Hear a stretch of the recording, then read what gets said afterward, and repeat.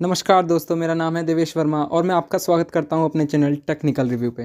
तो दोस्तों, आज हम बात करने वाले हैं क्यों इंडिया के पास अच्छे मैकेनिकल इंजीनियर्स नहीं हैं। सबसे पहले हमें समझना है कि इंजीनियरिंग होती क्या है, खास करके मैकेनिकल इंजीनियरिंग। मैकेनिकल इंजीनियरिंग एक ब्रांच है इंजीनियरिंग की जो डील्स करती है हमारी मशीन को डिज़ाइन करना, उसको मेनटेन करना और उसकी कमीशनिंग करने तक। जैसा कि हम जानते हैं कि बहुत सालों से बच्चे इंजीनियरिंग में एडमिशन लेते हैं, जैसे कि IITs, NITs, government universities and private colleges. लेकिन पिछले लास्ट 10 से 15 साल जो मैकेनिकल इंजीनियरिंग का क्रेज़ है वो ख़त्म होता जा रहा है। इसके पीछे बहुत सारे रीज़न हैं और हम इस वीडियो में वही रीज़न्स को देखेंगे। तो चलिए देखते हैं कि क्या रीज़न्स हैं। रीज़न नंबर 1, पुराना कोर्स मीन्स पुराना कोर्स। इस समय मैं पंजाब टेक्निकल यूनिवर्सिटी का छात्र हूँ और आज के टाइम पे हमें पढ़ाया जाता है 2 स्ट्रोक्स इंजन के बारे में, डीजल इंजन्स के बारे में, जो कि एक ठीक चीज़ है। बट देखा जाए तो वो 1970 के टाइम पे एक ठीक चीज़ थी। आज का जो टाइम है वो हमारा इलेक्ट्रिकल चीज़ों का है, इलेक्ट्रिकल मशीनरी का है, इलेक्ट्रिकल गाड़ियों का है, लेकिन हमें वो चीज़ें नहीं पढ़ाई जाती। ये एक फैक्ट है कॉलेजेस के अंदर। तो सबसे पहले हमें इस चीज़ को सुधारना पड़ेगा, अपने सिलेबस को अपडेट करना पड़ेगा अभी के टाइम से, जो कि इस टाइम में काम आए हमारा सिलेबस, आने वाले फ्यूचर में हमारा सिलेबस काम आए, हमारे स्टूडेंट्स आने वाले फ्यूचर में इंडस्ट्री रेडी हो पाएँ, जो कि इन उभरते हुए सेक्टर्स के अंदर काम कर सकें। नंबर 3, हमारा जो स्मॉल सेक्टर है, देखा जाए तो इंडस्ट्रीज़ के अंदर जो हमारा मैन्युफैक्चरिंग सेक्टर है वो बहुत ही ज़्यादा कम है। क्यों कम है? क्योंकि इंडिया के अंदर मैन्युफैक्चरिंग पे कभी ध्यान ही नहीं दिया गया। जैसे कि Y2K आया था, इंडिया के अंदर Y2K आने से सर्विसेज सेक्टर की जिस तरीके से डिमांड इंक्रीज़ हुई थी, जिस तरीके से सर्विसेज सेक्टर को बढ़ावा मिला था, उस तरीके से कभी इंडिया में मैन्युफैक्चरिंग सेक्टर को बढ़ावा नहीं मिला है। एक रिपोर्ट के मुताबिक इंडिया के अंदर 2009 से लेकर 2019 तक जो मैन्युफैक्चरिंग सेक्टर है उसमें जो टोटल वर्कफोर्स है वो अप टू 25% ही है, देखा जाए प्रीवियस ईयर्स में। लेकिन जो हमारा एग्रीकल्चरल सेक्टर है वो इंडिया के अंदर सबसे ज़्यादा वर्कफोर्स सेक्टर को एब्जॉर्व करता है, लेकिन उसमें प्रोडक्टिविटी बहुत कम है।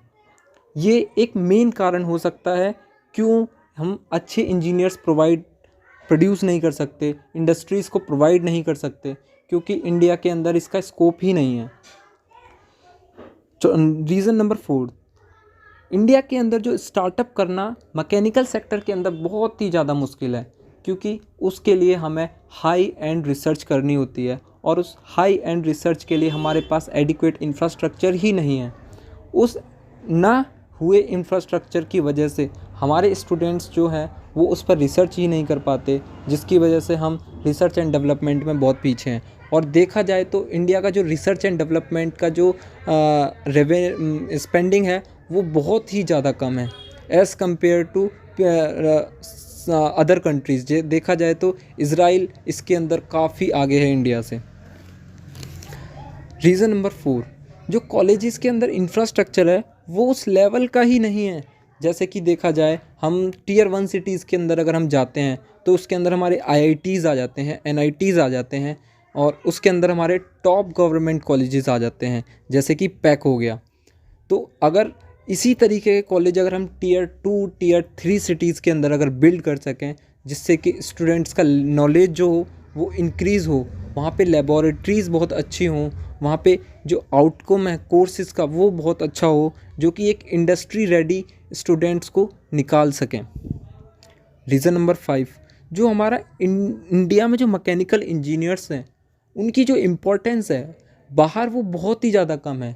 AICTE के मुताबिक वो चाहते हैं कि इंडियंस जो मैकेनिकल इंजीनियर हैं वो इंडिया में ही रह के स्टार्टअप करें, लेकिन जो स्टूडेंट बाहर जाके पढ़ाई करता है उसको बहुत ही ज़्यादा बुरा फेस करना पड़ता है जब वो मैकेनिकल इंजीनियरिंग इंडिया के अंदर करके जाता है।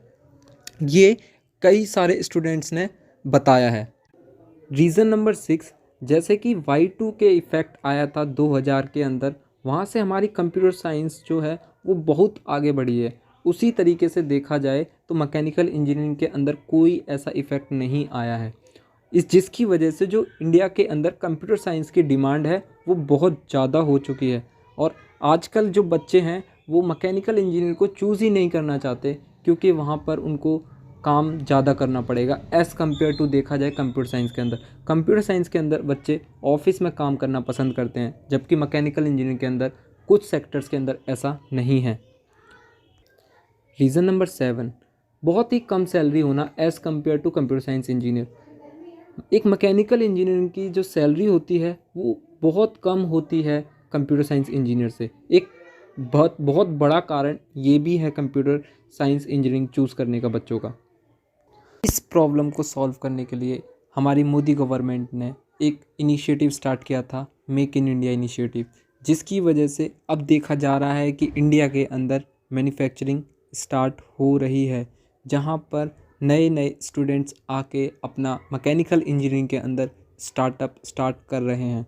तो ये एक गवर्नमेंट की एक बहुत ही अच्छी स्कीम है जिसके अंदर मैकेनिकल इंजीनियर्स अपना रोल निभा रहे हैं। तो दोस्तों यही थी हमारी वीडियो। तो थैंक यू दोस्तों।